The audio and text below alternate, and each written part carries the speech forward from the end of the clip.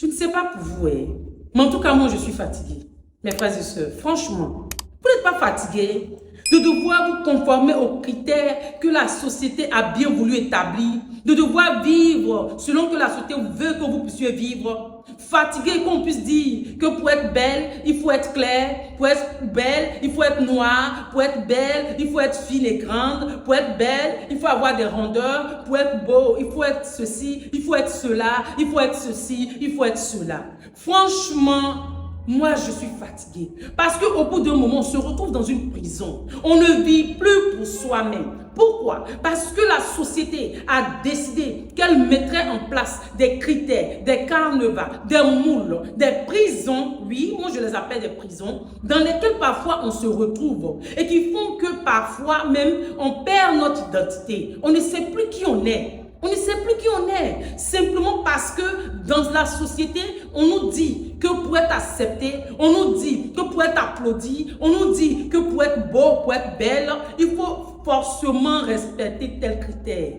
Franchement, la Bible nous dit que nous devons être à la statue parfaite de Christ. Ça veut dire quoi? Ça veut dire que lorsque nous travaillons, ce que nous faisons, c'est dans le but de ressembler au Seigneur. Mais où est-il écrit dans la Bible que c'est lorsqu'on est clair qu'on est beau ou belle? Que lorsqu'on est noir, c'est là qu'on est beau ou belle? Que lorsqu'on est fin, grand, c'est là qu'on est beau ou belle? Lorsqu'on est fine, grande, c'est là qu'on est belle? Lorsqu'on est Franchement, c'est une prison pas possible, dans laquelle se retrouvent pas mal de personnes. Aujourd'hui, combien de personnes sont tombées en dépression simplement parce que la société a dit que pour être belle, pour être acceptée, pour pouvoir vivre dans cette société-là, il faut se conformer à certaines règles. Des règles même qui ne tiennent pas, qui n'ont pas véritablement de base. Vous vous souvenez, dans la mode, il y a des choses en arrière, 5 ans, 10 ans en arrière, qu'on estimait ne pas être à la mode. Mais aujourd'hui, ces choses sont revenues. Alors que je vous dis que si au cours de ces années, vous aviez porté peut-être ces vêtements-là, vous aurez fait l'objet de moqueries. Mais bizarrement, ces choses reviennent à la mode. Et c'est ce que tout le monde aujourd'hui porte. C'est ce que tout le monde aujourd'hui applaudit. Voici la société dans laquelle nous nous trouvons. Et à cause de cela, bon nombre de personnes aujourd'hui vont aller faire des chirurgies. Bon nombre de personnes aujourd'hui vont aller mettre leur vie en danger simplement parce qu'elles veulent rentrer dans un moule que la société a établi. Simplement parce qu'elles veulent être acclamées, elles veulent être aimées par la société qui a établi elle-même ses propres règles qui en réalité ne sont pas la vérité. On vous dit que si vous avez un ventre un peu ballonné ou bien un peu rebondi, vous n'êtes pas beau, vous n'êtes pas belle. Mais en réalité, où est-ce que cela est-il écrit? Une femme qui a donné naissance à des enfants ou une jeune dame qui a eu peut-être des soucis de santé, dont le ventre est un peu rebondi, est-ce que cela signifie qu'elle n'est plus belle? Ou alors, si elle a des rondeurs, qu'elle se retrouve dans une zone géographique dans laquelle on dit qu'il faut être fine, on estime qu'elle n'est pas belle. Si elle est fine, qu'elle se retrouve dans une zone géographique dans laquelle on estime qu'il faut avoir des rondeurs pour être belle, on estime qu'elle n'est pas belle. Et à cause de cela, chaque jour, certaines personnes même mettent un terme à leur vie. Chaque jour, certaines personnes tombent dans la dépression. Combien de personnes sont dans cette société aujourd'hui qui ne s'aiment pas? Certains même évitent de se regarder dans le miroir, simplement parce qu'ils estiment qu'ils sont laids, simplement parce qu'ils estiment qu'ils ne sont pas beaux. Je me souviens qu'il y avait une connaissance, une jeune dame très belle, magnifique. Mais je vous assure que lorsqu'elle était en train de me raconter ce jour-là, ce qu'elle vivait, j'avais les larmes aux yeux. Elle me disait qu'elle se trouvait très laide et que pour cette raison, lorsqu'elle passait, qu'elle voyait qu'il y avait un groupe de personnes, elle évitait même de passer là. Parce que selon elle, ces personnes allaient se moquer d'elle. Parce qu'elle estimait qu'elle était trop laide. Mais quand je la regardais, je voyais simplement quelqu'un de magnifique. Je voyais une jeune dame magnifique, je la trouvais tellement belle. Mais cette jeune dame ne s'aimait pas. Pourquoi? Parce que la société avait décidé, là où elle vivait sûrement, que pour être belle, il fallait rentrer respecter un certain nombre de critères. Je suis désolée. La beauté de chaque personne est unique. La Bible déclare, lorsque le Seigneur nous a créés. Chaque personne est unique. Avec ses défauts, ses qualités, nous sommes uniques. Et c'est ce qui fait que nous nous appelons tel ou tel. C'est ce qui fait que tu t'appelles Anna. C'est ce qui fait que tu t'appelles Nicolas. C'est le fait que tu sois unique. C'est le fait que tu sois toi, avec tes défauts, que tu travailles à améliorer et avec tes qualités. Et donc, pour cette raison, nous nous retrouvons enfermés dans des prisons. Nous ne vivons même plus pour nous-mêmes. On ne vit que pour le regard des gens. Je ne suis pas en train de dire qu'il faut rejeter les uns et les autres. Parce qu'on vit dans une société. Et bien évidemment, il ne faut pas être antisocial. Mais je veux dire, de là à vivre uniquement pour les autres, ça veut dire qu'il y a un problème. Ça veut dire qu'il y a un problème. Oui, ça veut dire qu'il y a un problème. Si vous êtes en train de vivre, vous ne vivez que pour les autres. Vous ne vivez que pour avoir l'approbation des uns et des autres. Vous n'êtes pas en train de vivre votre vie. Et voilà comment beaucoup de personnes se retrouvent à passer à côté de leur vie. Parce que lorsque tu es en train de vivre pour rechercher l'approbation des uns et des autres, lorsque tu ne t'aimes pas, lorsque tu es en train de faire des mains et des pieds pour pouvoir être conforme à quelque chose, en réalité, tu n'es pas toi. En réalité, tu n'es pas toi. Alors que c'est quand tu es toi que tu peux accomplir des choses magnifiques et extraordinaires. C'est quand tu es toi que véritablement tu peux impacter. C'est quand tu es toi que véritablement tu peux faire des choses extraordinaires, des choses auxquelles personne n'a jamais pensé, des choses magnifiques que le Seigneur voudrait que tu accomplisses. Mais quand tu es l'homme de toi-même, quand tu vis simplement parce que tu veux plaire à telle personne, tu ne peux pas accomplir les choses que tu as à cœur de faire. Parce que laisse-moi te dire que tu seras toujours critiqué. Les gens vont toujours te critiquer. Ça, il faut que tu le saches. Quel que soit ce que tu seras en train de faire, que ce soit bien, que ce soit mal, les gens vont toujours te critiquer. Et quelqu'un dira, oui, si c'est mal, c'est normal qu'on te critique. Mais même dans ce que tu es en train de faire qui est bien, les gens vont toujours te critiquer. Les gens vont toujours trouver quelque chose à redire.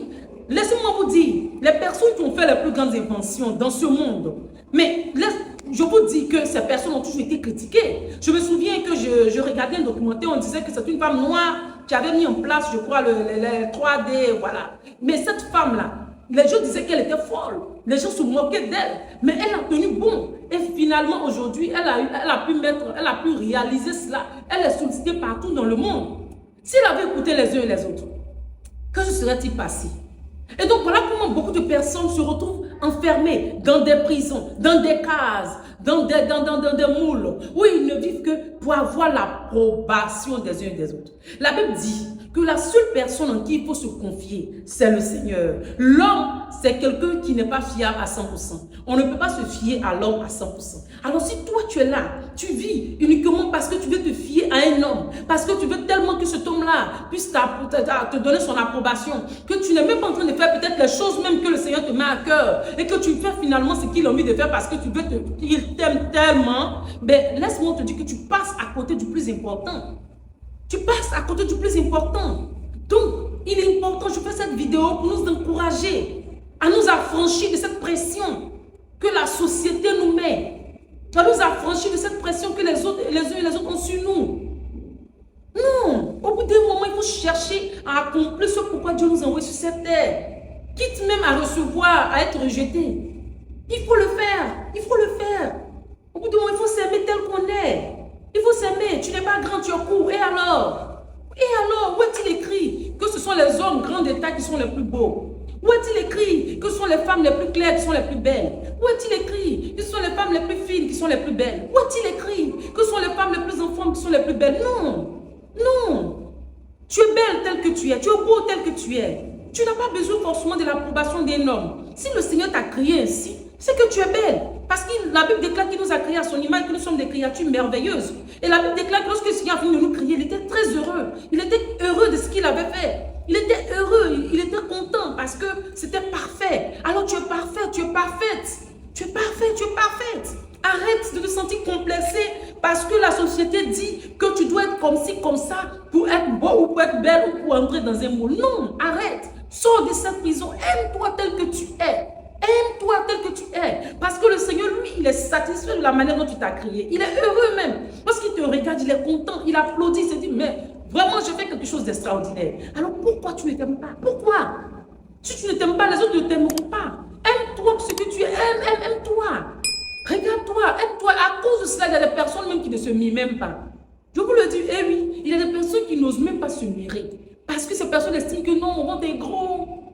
Je suis comme si, je suis courte, je suis court, vraiment, je suis grosse. Ma soeur, mon frère, aime-toi tel que tu es. Dieu ne s'est pas trompé lorsqu'il t'a créé. Ce n'est pas un hasard. Arrête de vivre sous la pression de la société. Parce que tu vas te réveiller un matin, tu vas te rendre compte que tu es passé à côté de tes rêves. Tu es passé à côté des choses que tu as voulu accomplir. Simplement parce que tu as laissé la société te manipuler. Et donc, cela a fait naître en toi un grand manque de confiance. Et donc, il y a des choses que tu ne peux pas, tu ne veux pas faire. Tu crois que tu ne peux pas les faire parce que tu n'as pas confiance en toi. Mais tu peux les accomplir, tu peux les faire. Tu peux réaliser ces choses. Donc, s'il te plaît, ne te laisse pas aller. Aime-toi tel que tu es. Aime-toi, aime-toi, aime-toi. Tu es parfait tel que tu es. Aime-toi. Si tu ne t'aimes pas, les hommes ne t'aimeront pas. Non, aime-toi d'abord. Aime-toi d'abord. Parce que Dieu lui t'aime tel que tu es. Et il trouve que tu es parfait. Alors aime-toi. C'est ainsi que tu pourras donner le courage aux autres de t'aimer. Et surtout, vis pour rechercher ce que Dieu veut pour toi. Arrête de tout le temps rechercher l'approbation des autres. Non, arrête. Arrête. Arrête de tomber dans la dépression parce que c'est là. Non, arrête. Sois heureux. La vie est un don. La vie est un don. Dieu nous a donné cette vie-là pour accomplir des choses extraordinaires, pour faire sa volonté. C'est un don. Alors, surtout ne te laisse pas aller et travaille à cela. Si cette vidéo t'a plu, n'hésite pas à t'abonner. Like également cette vidéo et partage-la à des personnes qui en auront sûrement besoin.